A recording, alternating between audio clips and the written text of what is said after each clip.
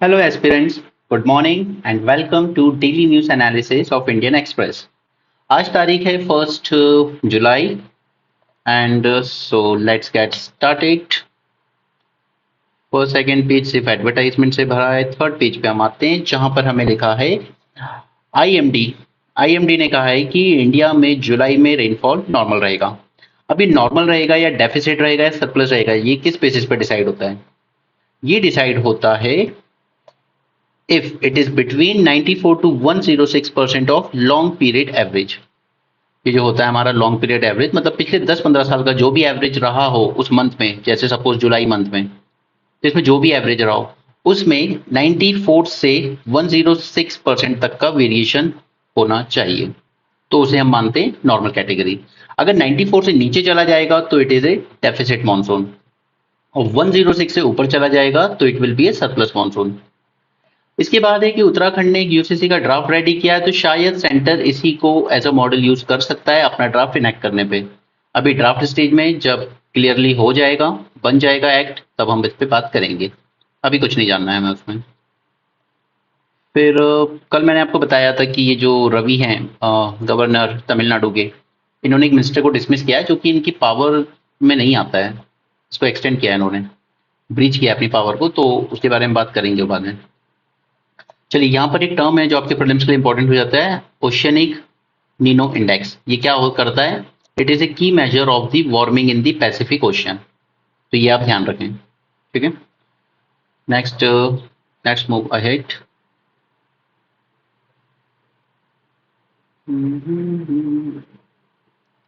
अब मेट्रो ने अलाउ कर दिया है कि आप 2 सील्ड बॉटल अल्कोहल ले जा सकते हैं मेट्रो में। अब जो सही कहें या गलत वो आपके ऊपर छोड़ देते हैं, बट अब अलाउ है। और आगे चलते हैं। यहाँ पर दिल्ली गवर्नमेंट इस ऑर्डिनेंस को चैलेंज किया। एक्चुअली होता क्या है कि देखिए, दिल्ली को स्पेशल स्टेटस है, लाइक सिर्फ land and law and order and police, ये 3 सब्जेक्ट ऐसे हैं जो कि दिल्ली गवर्नमेंट के अंडर नहीं आते। ठीक है, दिल्ली की जो लेजिस्लेटिव असेंबली है उसके अंडर में ये नहीं आते हैं। ये हैंडल करता है directly centre through ministry of home affairs. ठीक है, वाया लेफ्टिनेंट गवर्नर एलजी। तो अब इसको हुआ ये था कि सुप्रीम कोर्ट ने अपनी जजमेंट में कहा था कि जो ऑफिसर्स हैं इनका कंट्रोल दिल्ली गवर्नमेंट के हाथ में रहना चाहिए, क्योंकि वो एक इलेक्टेड डेमोक्रेटिक गवर्नमेंट है। लेकिन गवर्नमेंट, सेंट्रल गवर्नमेंट ने एक ऑर्डिनेंस पब्लिश किया और इसमें इन्होंने कहा कि नहीं, जो ऑफिशियल कंट्रोल है वो एलजी के हाथों में रहेगा। It rest control over civil servant serving in government of NCT of Delhi from government of Delhi to unelected lieutenant governor. ये है आर्टिकल, ये जो ऑर्डिनेंस है। तो हुआ क्या है कि ये जो ऑर्डिनेंस है ये वायलेट कर रहा है under article 239 A of the constitution.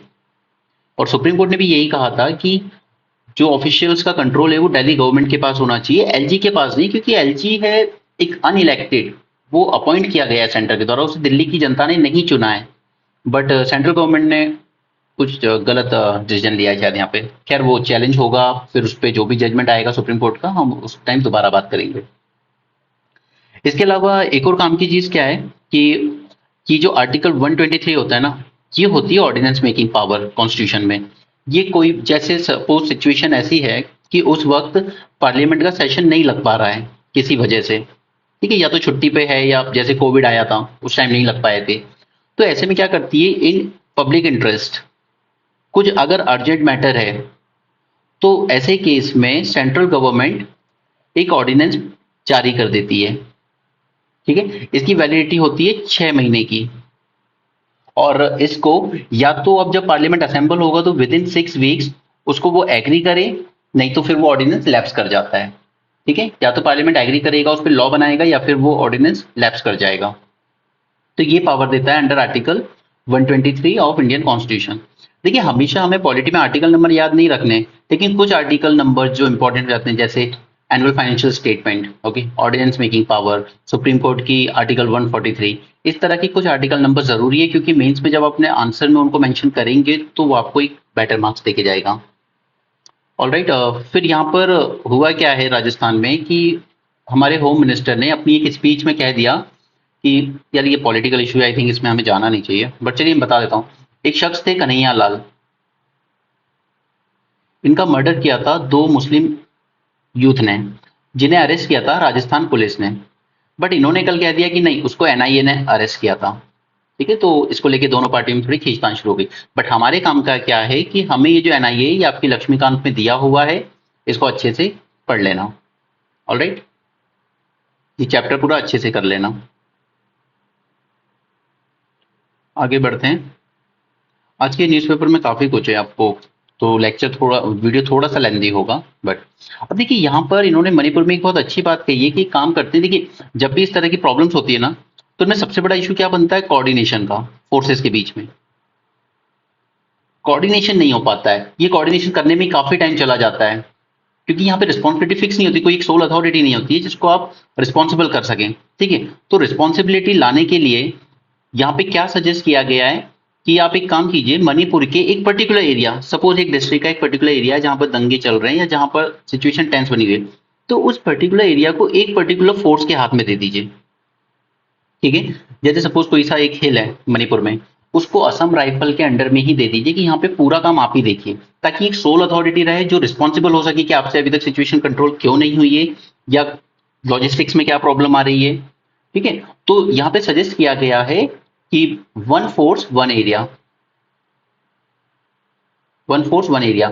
अब ये आप सोचेंगे कि इसका क्या करना है, इसको पढ़ के, इसको पढ़ के ये करना है, कई बार इंटरव्यू में तो खैर पूछा ही जाएगा डेफिनेटली, लेकिन कई बार एथिक्स में केस स्टडी में भी पूछ लिया जाता है कि आप सिचुएशन अगर इस तरह की बनी है तो आप क्या अप्रोच लेंगे। तो उसमें ये जो अप्रोच है वन फोर्स वन एरिया का, ये आपको वहां पर कोड करने में हेल्प मिलेगी। ठीक है, इसका ध्यान रखिएगा, वन फोर्स वन एरिया।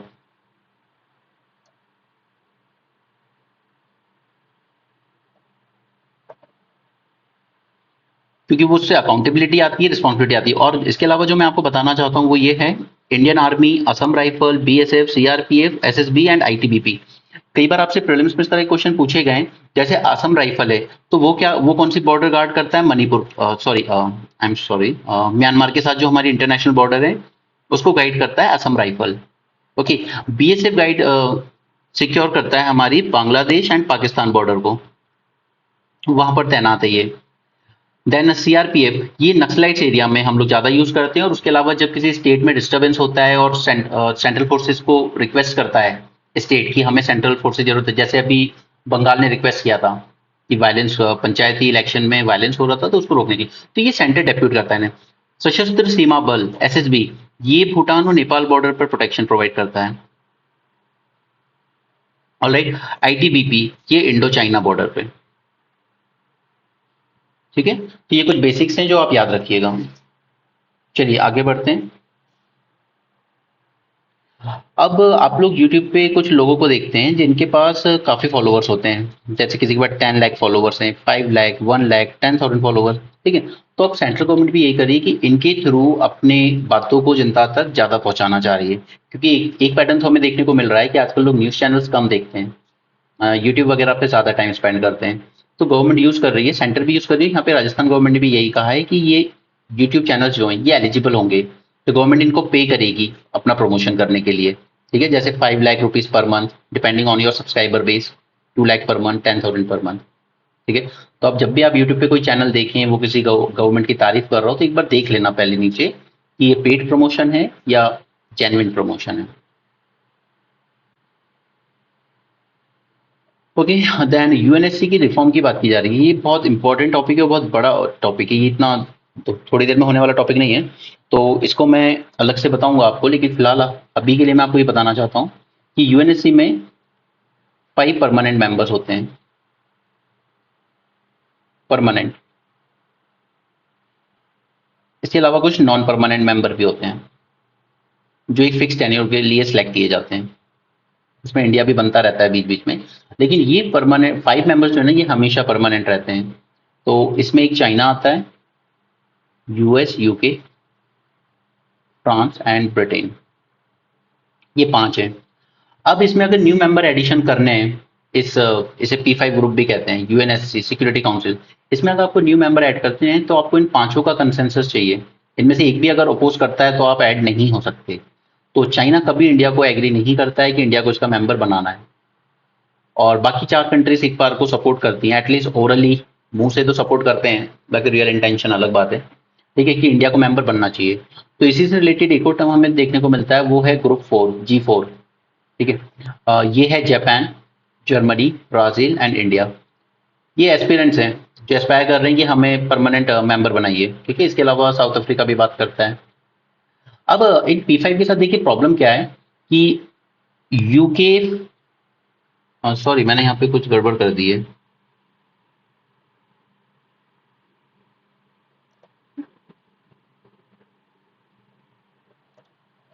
होता क्या है कि यहाँ पे जो फ्रांस है और ब्रिटेन है, ठीक है, ये एक ही जगह से आ रहे हैं, यूरोप से।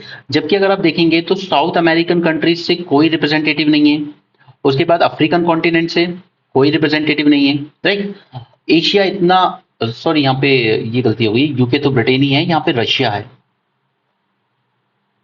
रशिया। फिर आपका जो एशियन कंट्रीज हैं, इधर की south Asia and south east Asia, वहां से भी ये इंडिया, ऑस्ट्रेलिया, न्यूजीलैंड और ये आसियान कंट्रीज, यहाँ से भी कोई रिप्रेजेंटेशन नहीं है। तो कहने का मतलब ये है कि यूरोप कॉन्टिनेंट ओवर रिप्रेजेंटेड है P5 में, लेकिन एशिया, अफ्रीका, साउथ अमेरिका ये रिप्रेजेंटेड ही नहीं है। ओके, तो एक अफ्रीकन कॉन्टिनेंट से एक सीट बनती है यहाँ पर, और इंडिया का केस भी बनता है, क्योंकि इंडिया का केस ये बनता है, इंडिया कहता है कि यूएन की जो पीस कीपिंग फोर्स है उसमें सबसे ज्यादा कंट्रीब्यूशन हम करते हैं, लेकिन यहाँ पे जब डिसीजन मेकिंग की बात आती है तो परमानेंट मेंबर सब कुछ डिसाइड कर लेते हैं और हमारा उसमें कोई रोल नहीं होता। ओके, तो ये इंडिया का पॉइंट है यहाँ पे। बाकी ये जो यूएनएससी रिफॉर्म है इनको हम बाद में अच्छे से डिटेल में करेंगे, जब इंटरनेशनल रिलेशन पढ़ेंगे ना तब।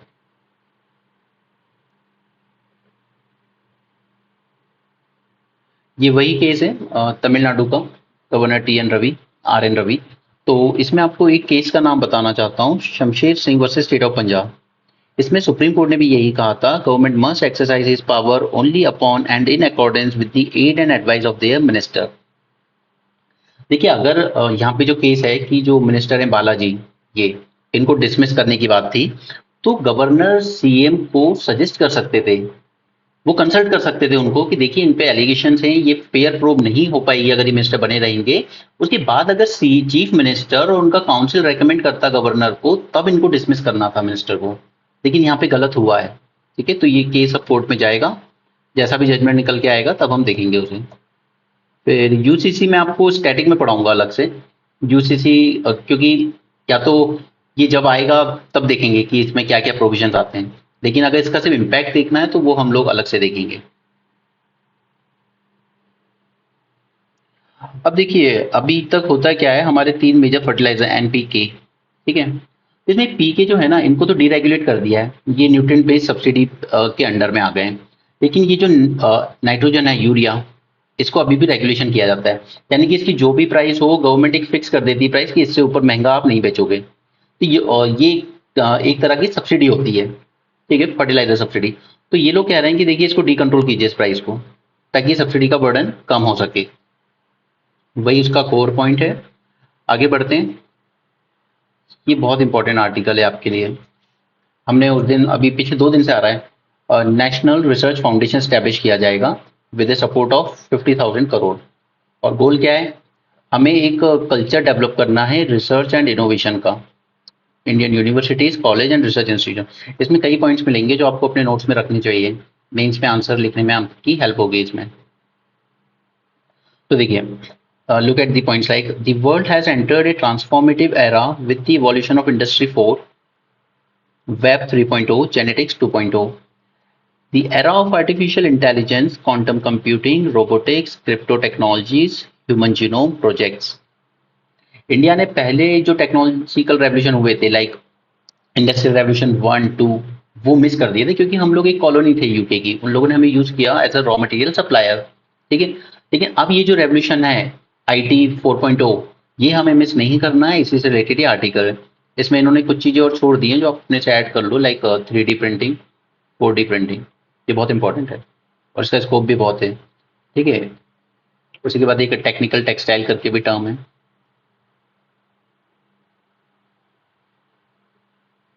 तो ये, और इसके बाद आगे बढ़ते हैं। कि हमें डेवलप करना है India as the world startup capital.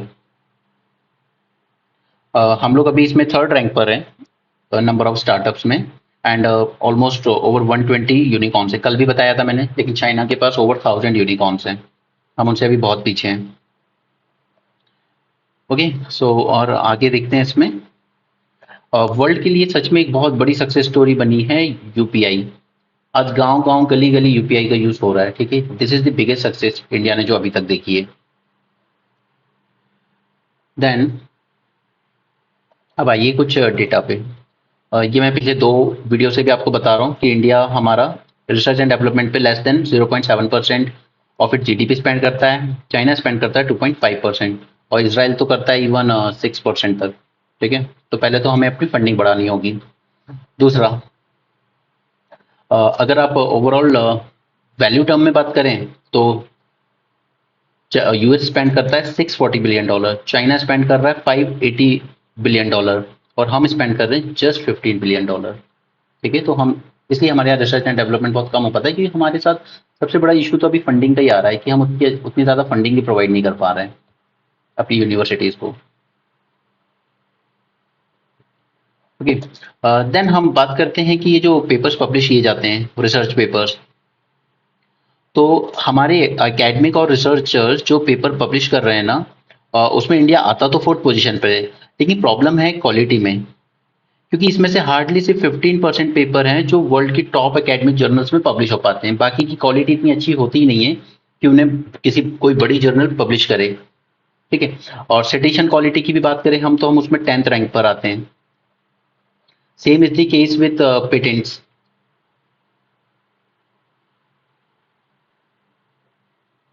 India ने फाइल किए हैं 2022 में करीब 60,000 पेटेंट्स, ठीक है। उसमें से 50% बहुत ही लो क्वालिटी टाइप की चीज़ों के लिए है, जबकि चाइना ने फाइल कर रहे हैं 4 million patents, that is 40 lakh.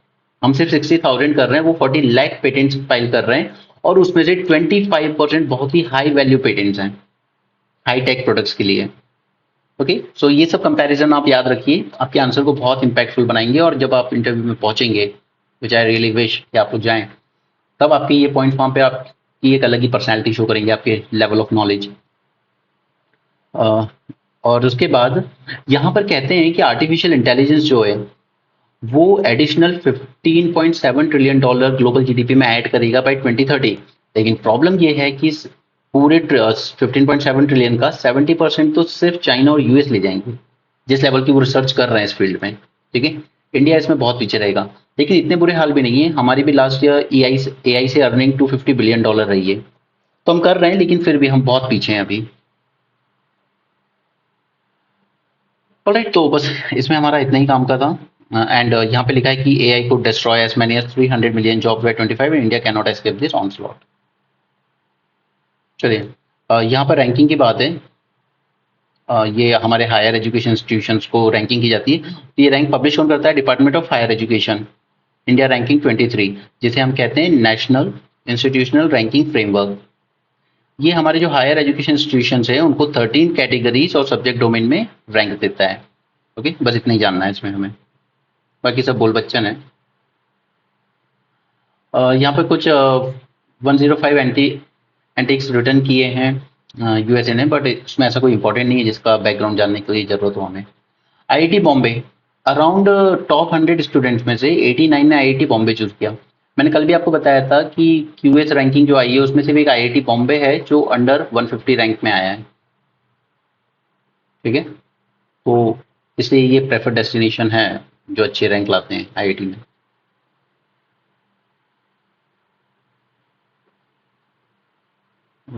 That's it। अब देखिए, अगर आप कभी जो रैंक 1 आई थी श्रुति शर्मा, अगर आप उनकी कॉपी देखेंगे ना, तो उनके आंसर्स में उन्होंने कई बार एक्स के एक पर्टिकुलर सेक्शन मेंशन किए थे एज अ अपने मेन पॉइंट के सब्स्टिट्यूट लगा के, ठीक है। और उस वजह से उनको मार्क्स बहुत अच्छे मिले थे। तो इसलिए मैं आपको कुछ पॉइंट्स बता रहा हूँ, जो आप याद रखेंगे तो आपके मेन से मार्क्स बहुत अच्छे आएंगे। जैसे section 5E of cinematograph act deals with suspension and revocation of the certificate given to film. यानी कि ये जो सिनेमेटोग्राफ एक्ट है ना, अगर आपने कोई सर्टिफिकेट दे दिया फिल्म को, आप इसको रेवोकेट तो कर सकते हैं, ठीक है। ऐसा नहीं है कि एक बार सर्टिफिकेट दे दिया तो अब वो फिल्म चलेगी, आप ले सकते हैं उसका सर्टिफिकेशन वापस, ठीक है। लेकिन ये करने की पावर किसके पास है? मैंने पिछले वीडियो में ही बताया था, ये पावर है, ये रिविजनल पावर सेंटर के पास, ठीक है, नॉट सीबीडीटी। वो नहीं करेगा central board of film certification, ये काम सेंट्रल गवर्नमेंट करेगी। तो आप ये दो सेक्शन नंबर याद रखिए, आपके एग्जाम में अगर आप कहीं लिखने का मौका मिला तो जरूर मेंशन करना इन्हें, ये आपको अच्छे मार्क्स देके जाएंगे। चलिए नेक्स्ट आगे बढ़ते हैं। हाँ, अब ये कह रहे हैं कि आपकी जो हीट है ना, इसको एक डिजास्टर की तरह ट्रीट कीजिए अंडर, जब आप अर्बनाइजेशन प्लान करते हैं। तो यहाँ पे मैंने आपको बताया था अर्बन 20 ग्रुप बनाया गया है G20 के अंडर में, जहाँ पे अलग अलग सिटीज के मेयर्स बैठेंगे, बातें करेंगे। ओके, तो ये कह रहे हैं कि हीट का सबसे बड़ा रीजन है रिडक्शन इन ग्रीन इंफ्रास्ट्रक्चर। हमने भी देखा है, जहाँ जब हम अपनी मेन सिटी से थोड़ा बाहर निकलते हैं, जहाँ पर ग्रीनरी है, वहाँ पे हीट कम फील होती है, टेम्परेचर लो होता है, राइट।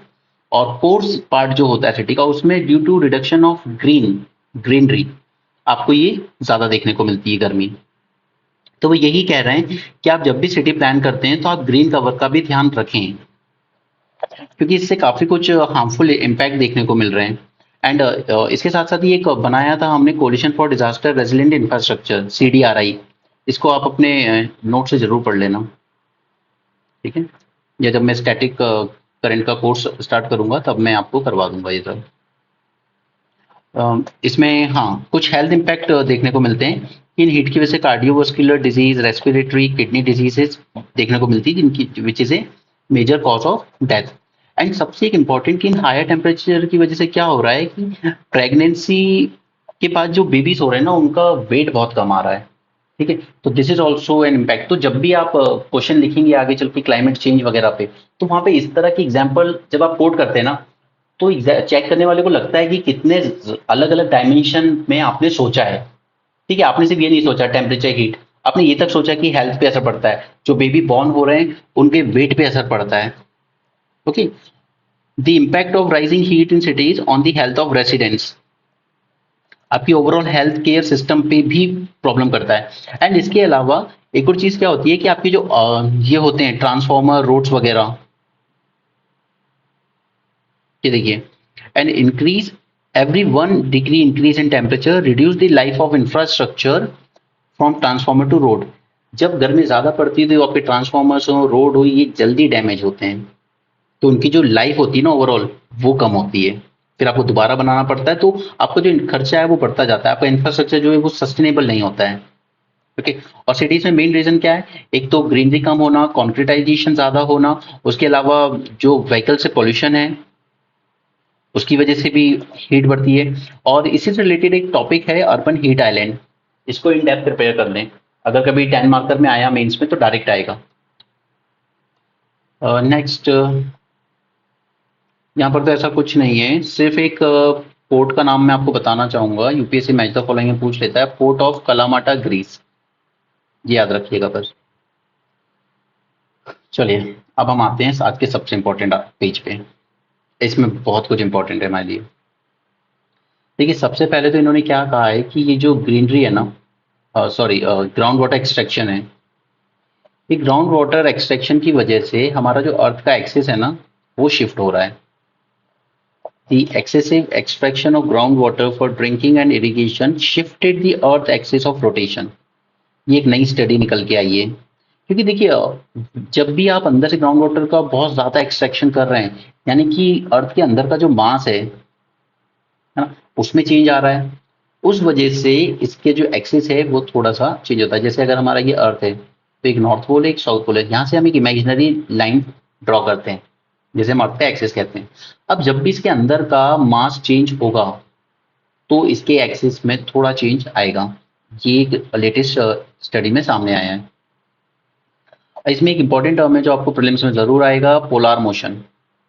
देखिए यूपीएससी ना आजकल सिर्फ एक साल का करंट अफेयर नहीं पूछता, वो पिछले 2 साल का ही पूछता है, 3 साल का ही पूछता है। तो आप लोग चाहे ये एग्जाम 24 में दे रहे हो, 25 में दे रहे हो, इस तरह के टर्म्स आपके लिए इंपॉर्टेंट हैं, ये प्रीलिम्स में जरूर मिलेंगे। तो पोलर मोशन है क्या? The poles and axes keep shifting naturally as the mass distribution in and on the planet changes। अर्थ के अंदर जो मास है, चाहे वो वाटर हो, रॉक्स हो, एंड ऊपर भी इवन हद से ज्यादा पॉपुलेशन बढ़ना भी अर्थ का टोटल मास बढ़ाता है एंड उसके एक्सिस में फर्क लाता है। ओके, तो ये है आपका पोलर मोशन, इसको आप याद रखिएगा। उसके बाद एक और इम्पोर्टेंट पॉइंट है यहाँ पे कि ग्लोबल ग्लोबल वार्मिंग की वजह से क्या हुआ है, इसने एक्सलेरेट कर दिया melting of glacier and ice in Greenland and this cause the earth axis to drift more than usual since 1990s। अब आपको प्रीलिम्स में क्वेश्चन पूछने का अगर तरीका अगर मैं फ्रेम करूं क्वेश्चन, तो मैं आपको यही पूछूंगा कि अर्थ के एक्सिस पे इनमें से किस किस चीज से फर्क पड़ता है। ठीक है, तो उसमें मैं ऑप्शन में आपको ग्राउंड वाटर एक्सट्रैक्शन भी दूंगा, ठीक है, मैं उसमें क्लाइमेट चेंज भी दूंगा, ग्लोबल वार्मिंग भी दूंगा, ठीक है, ग्लेशियर मेल्ट भी बोलूंगा। तो इस तरीके से आपको फिर ऑप्शन चूज करने होंगे कि किस किस से फर्क पड़ता है। क्लियर? तो इस तरीके से आपको अपनी प्रिपरेशन करनी चाहिए। एज पर टाइम ये पहले से भी एक बार पूछा गया था लेकिन सुपरफिशियल लेवल से, और जब भी यूपीएससी को सुपरफिशियल लेवल से पूछ रहा है तो आगे चल के वो इन डेप्थ उसी टॉपिक पे पूछेगा, ये होता है। देखिए यहाँ पर क्या है कि कैंसर रिसर्च आर्म है डब्ल्यूएचओ का, वो इस एस्पर्टम, पहली बात तो ये एस्पर्टम है क्या, ये शुगर का सब्सटीट्यूट है। मतलब आप इसको आर्टिफिशियल शुगर कह सकते हैं या आर्टिफिशियल स्वीटनर कह सकते हैं, आर्टिफिशियल स्वीटनर। ओके, तो हुआ क्या है कि वो कह रहा है डब्ल्यूएचओ इसको लिस्ट में डाल सकता है कि it is possibly carcinogenic to humans, यानी कि ये आर्टिफिशियल स्वीटनर आपको कैंसर कर रहा है। ऐसा एक जो लिस्ट बनाएगा हमारा डब्ल्यूएचओ का कैंसर रिसर्च आर्म, वो इसको ऐड कर सकता है, ऐसी न्यूज़ है। जब करेगा तो और पता चल जाएगा। अब aspartame is one of the world's most common artificial sweetener and is used in wide range of diets like soft drink में यूज होता है, शुगर फ्री च्युइंगम में यूज होता है, शुगर फ्री आइसक्रीम में। ये फर्क सिर्फ इनमें इतना होता है कि कैलोरीज का, जैसे लोग कहते हैं यार मुझे कम कैलोरी लेनी है तो वो शुगर को छोड़ के ये ले लेते हैं आर्टिफिशियल स्वीटनर, बट अगर वो कार्सिनोजेनिक है तो दिक्कत होगी। फिर तो आप चाहे सॉफ्ट ड्रिंक्स पी लीजिए, कुछ पी लीजिए, अगर वो कह भी रहा है कि इसमें शुगर यूज नहीं हुई है, इसमें स्वीटनर यूज हुआ है, तो ये तो और ज्यादा डेंजरस है आपको कार्सिनोजेनिक है क्योंकि। ओके, वैसे तो आप स्वीट अवॉइड करें वही बेटर है अगर आप 30+ हैं तो। Now this aspartame is about 200 times sweetener than table sugar but less sweeter than neotam and advantame। अब आपने ये तीनों नाम एक जगह लिख लीजिएगा, aspartame, neotam एंड advantame। क्योंकि यूपीएससी को आदत है, वो पिछले 2 साल से यही कर रहा है, 3-4 अजीब से नाम देता है, पूछता है ये क्या है, तो all these are artificial sweetener. Clear? बस इसमें हमें इतना ही जानना था। तो इसके बाद अब हम आते हैं एक बहुत ही इंपॉर्टेंट आर्टिकल पे। तो ये है टेबल जो आपने शायद अपने स्कूल टाइम में जरूर देखी होंगी, पीरियोडिक टेबल। इसमें हमारे काम का है ये वाला पार्ट, ये इनको हम कहते हैं लैंथेनाइट सीरीज, सॉरी 15 लैंथेनाइट्स। और इन दोनों के साथ साथ स्कैंडियम एंड यूट्रियम, ये मैंने आपको उस दिन भी बताया था, ये 17 हमारे कहलाते हैं rare earth elements. Clear? 15 lanthanides and scandium and yttrium. अब देखिए काफी साल से ये सब न्यूज में रहा है, तो अब टाइम आ गया जब आपको इन 15 लैंथेनाइट्स के नाम याद हो जाने चाहिए। लेकिन अगर मान लो किसी वजह से अगर आप साइंस बैकग्राउंड से नहीं हो, आप नहीं भी कर पाओ, तो कुछ के नाम जरूर याद रखिएगा, lanthanum, cerium, neodymium, ytterbium and thulium. इतने नाम एटलीस्ट जरूर याद रखिएगा, एंड यूरोपियम, ताकि आपको क्वेश्चन आ जाए। वो कई बार ना 7-7 ऑप्शन दे देता है आपको, इनमें से कौन सा रेयर अर्थ मिनरल है, तो ऐसे में आप अगर आपको ये 6-7 भी याद होंगे ना तो आप शायद एलिमेंट कर लोगे, और अगर याद कर सकते हो पूरे तो कर लेना। ठीक है? अब कई बच्चे क्या करते हैं कि वो ओवरलैप कर देते हैं, वो क्रिटिकल मिनरल्स को और रेयर अर्थ मिनरल को सेम समझते हैं। ऐसा नहीं है।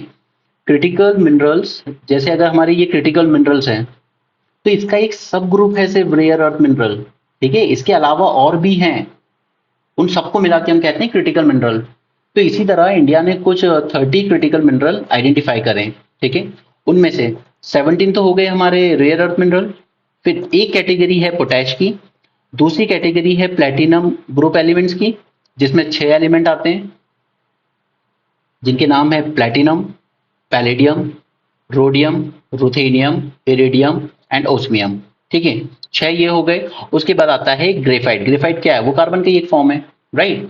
तो इस तरीके से गवर्नमेंट ने कुछ 30 क्रिटिकल मिनरल्स आइडेंटिफाई करें। अब इनका यूज कहां पे पड़ता है?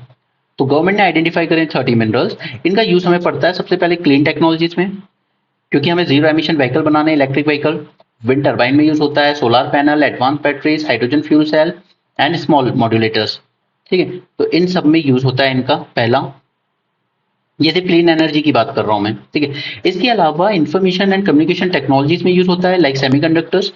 Then advance manufacturing input defence application में, जैसे परमानेंट मैग्नेट्स, ये बहुत क्रूशियल होते हैं डिफेंस में। ठीक है, electronic materials, polymers, bio materials. ये पॉलीमर्स एंड बायो मटेरियल बहुत अच्छे से याद रख लेना, क्योंकि यूपीएससी ने पहले भी पूछा है कि एक एक प्रोडक्ट के नाम दे देता है और आपसे पूछता है कि इनमें से किस में यूज होता है क्रिटिकल मिनरल। तो बाकी सब तो आप ऑब्वियसली अपने दिमाग से गैस कर लेंगे वहां, लेकिन ये दो पॉलीमर्स एंड बायो मटेरियल्स ये आप गैस नहीं कर पाएंगे, ये आप अभी से याद रखिए। इन सब में ये क्रिटिकल मिनरल यूज होते हैं। ठीक है, आगे बढ़े। इसके बाद इनको क्रिटिकल कहते क्यों हैं? क्योंकि ये ना बहुत ज्यादा इंपॉर्टेंट है हमारी आज की जो टेक्नोलॉजीज है ना उनमें। और दूसरा रीजन है कि इनकी सप्लाई चेन बहुत वल्नरेबल है, क्योंकि बहुत कम कंट्रीज हैं जो इनका प्रोडक्शन कर रही है रेयर अर्थ मिनरल्स का, और बहुत ही कम है जो इनको प्रोसेस कर रही है। इवन अफ्रीका में कई कंट्रीज प्रोडक्शन करती है, लेकिन उनकी प्रोसेसिंग होने जाती है चाइना में। ठीक है, तो इनकी सप्लाई चेन बहुत ज्यादा वल्नरेबल है, इसलिए हम इनको क्रिटिकल कहते हैं। मैंने कल भी बताया था और अब भी बता रहा हूं। ठीक है, डेफिनेशन की बात करें तो इनको सब कंट्रीज अलग अलग तरीके से डिफाइन करती हैं। जैसे एक डेफिनेशन ये, कोई सी भी एक याद रख लेना, critical minerals are one in which the risk of supply shortage and associated impact on the economy is higher than other raw materials. ठीक है, ऑस्ट्रेलिया इसे डिफाइन करता है critical minerals as vital for economic wellbeing of the world major and emerging economies. ठीक है, फिर अब India को इस लिस्ट की जरूरत क्या है? लिस्ट की जरूरत इसलिए क्योंकि हम पूरी तरीके से लगभग दूसरे देशों पर डिपेंड है। हमें खुद अब अपनी स्ट्रेटेजी बना के एक्सप्लोर करना होगा, आइडेंटिफाई करने होंगे हमारे सोर्सेस जहां भी अवेलेबल है। तो इसमें हमारे काम का क्या है मैं आपको बताता हूं। इधर देखिए, ये पॉइंट्स हैं जो आपके आंसर में आपको काम आएंगे। ये जो जियोलॉजिकल सर्वे ऑफ इंडिया है ना हमारा, उसने अभी एक जम्मू कश्मीर में सलाई सलाल आमना करके कोई जगह है, यहाँ पे आइडेंटिफाई किया है कि 1.5 मिलियन टन लिथियम ओर के रिजर्व हो सकते हैं। Okay, it is just inferred resource. Okay, अभी इन्फर्ड है, अभी कंफर्म नहीं है, जस्ट इन्फर्ड कि ऐसा है। उसके अलावा हमने एक जॉइंट वेंचर कंपनी बनाई है काबिल नाम से, कई सारे पीएसयूज ने मिलके। ये क्या करेगा? आइडेंटिफाई करेगा एंड एक्वायर करेगा ओवरसीज मिनरल एसेट्स को ऑफ क्रिटिकल स्ट्रेटेजिक नेचर। जैसे सपोज किसी अफ्रीकन कंट्री में रिसोर्सेज हम अपनी सैटेलाइट से एक्सप्लोर करते हैं और हमें मिल जाते हैं, तो हम उसको आइडेंटिफाई करेंगे और फिर वहां की गवर्नमेंट से उसको एक्वायर करेंगे। ठीक है, क्योंकि अफ्रीकन कंट्रीज में क्या है, रिसोर्सेज बहुत हैं, वो पूरा कॉन्टिनेंट ही रिसोर्सेज से भरा है, लेकिन वहां की टेक्नोलॉजी इतनी डेवलप नहीं है कि वो ये सब एक्सट्रैक्ट कर पाए। तो हमारे यहाँ काबिल हमने इसी पर्पज से बनाया है कि हम आइडेंटिफाई करेंगे, एक्वायर करेंगे उनके एसेट्स को और वहां से फिर माइनिंग करेंगे। ठीक है, जैसे लिथियम, कोबाल्ट, चाइना भी यही करता है। अफ्रीकन कंट्रीज में आधे से ज्यादा माइंस चाइना के अंडर में है, वो माइनिंग करता है वहाँ। ठीक है, तो इसी तरह हमने अर्जेंटीना और ऑस्ट्रेलिया में भी कुछ शुरू किया है। फिर अभी रिसेंटली ही 3 दिन पहले ही मैंने आपको बताया था कि इंडिया को अब इंडक्ट कर लिया गया है मिनरल सिक्योरिटी पार्टनरशिप में। अगर आप चाहें तो ये टॉपिक अलग से अपना खुद से पढ़ सकते हैं, आपके स्टैटिक नोट से उसमें मिल जाएगा। ठीक है, ये कोलैबोरेशन है 14 कंट्रीज का, जो जिनका एम है कि हम पब्लिक को प्राइवेट इन्वेस्टमेंट ला सकें इसमें मिनरल सप्लाई चेन में। ठीक है, क्योंकि सब जगह यूज होता है, from transport vehicle to electric vehicle, तो क्रिटिकल मिनरल बहुत इंपॉर्टेंट है। चलिए, ये पेज हो गया हमारा, ये काफी इंपॉर्टेंट था। उसके बाद हम आते हैं इकोनॉमी पे। तो ये तो मैं आपको 2 दिन से कह रहा हूँ, लिबरलाइज रेमिटेंस स्कीम पढ़ लीजिए। उसके अलावा ये गवर्नमेंट स्मॉल सेविंग जो आप लोग करते हैं आपकी फैमिली में, आपने जानते होंगे, वहाँ पे बस इनके कुछ रेट बढ़ा दिए। आप 1 ईयर का भी लेते हैं, 2 का भी, 3 का भी, तो उन्होंने थोड़े रेट बढ़ाए, 6.8 से 6.9 कर दिया है। इतनी कोई ज़्यादा इंपॉर्टेंट नहीं है, बस एक इतना समझ लो कि ये एक तरह की बोरोइंग होती है जो गवर्नमेंट पब्लिक से करती है। ठीक है, जब हमने बैलेंस ऑफ पेमेंट देखा था कैपिटल करेंट अकाउंट में, तो उसमें हमने कहा था कि बोरोइंग्स ये आता है इंटरनल डेट में। इंटरनल डेट जो गवर्नमेंट अंदर से यानी अपने खुद के देश से बाहर बोरो कर रही है। और अगर सपोज कहीं बाहर से वर्ल्ड बैंक वगैरह या किसी और बैंक से लोन लेके आती है गवर्नमेंट, तो वो कहलाता है एक्सटर्नल डेट। चलिए नेक्स्ट, बस और कुछ काम का नहीं है। अच्छा, मैं ना आपको इसमें एक चीज बता देता हूँ, वो काफी दिन से टल रहा है, आप लोग पता नहीं खुद से कर रहे हैं या नहीं। मैं आपको थोड़ा सा एलिनो के बारे में बता देता हूँ। चलिए, ये है हमारा इंडिया, ये है ऑस्ट्रेलिया। गलत बन गया है।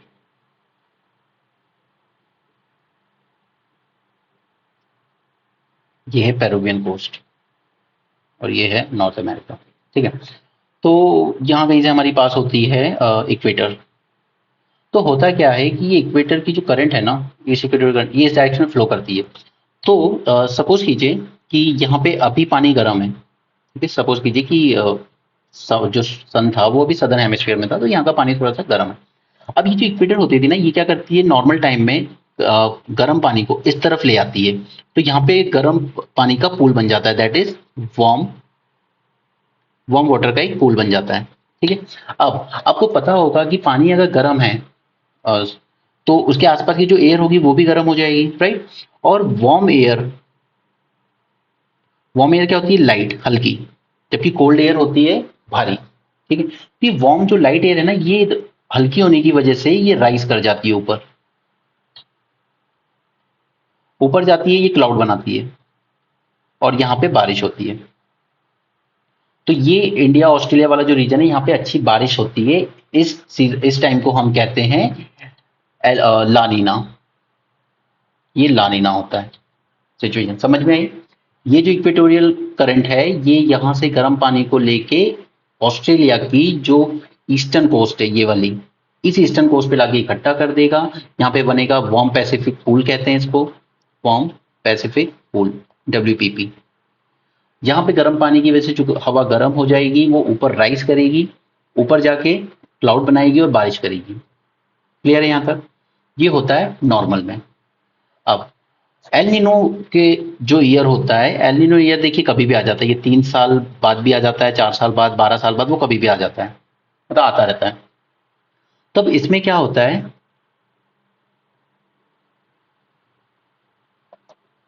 हम्म, अब ये जो यहाँ पर जो वार्म वाटर था ना, ये इक्वेटोरियल जो पैसे ये करंट है, ईस्टर्न इक्वेटोरियल करंट, ये पड़ जाती है वीक, कमजोर।